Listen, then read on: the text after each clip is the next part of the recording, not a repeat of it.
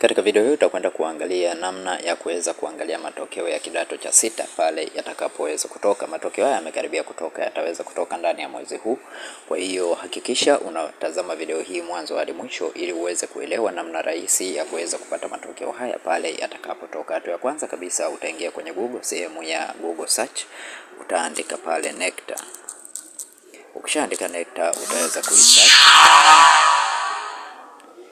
Baada ya kusearch sehemu hii hapa utaweza kuona hii NECTA. Ukishaona hii NECTA basi utafungua website hii moja kwa moja, na baada ya kufungua website hii itafunguka namna hii. Kishafunguka utascroll chini kidogo, na sehemu hii ya news ndipo sehemu ambapo utaweza kuyaona matokeo hayo.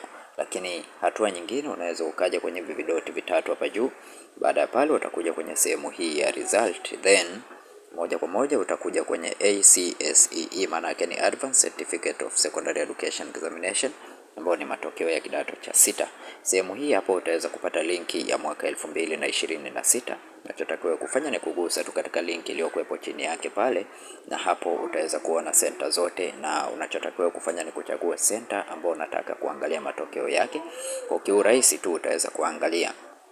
Ili kuweza kupata update hizi, subscribe katika channel ya Feaboy, bonyeza neno subscribe, gusa alama ya kengele ili uweze kupata taarifa pale tunapotoa video mpya kila siku.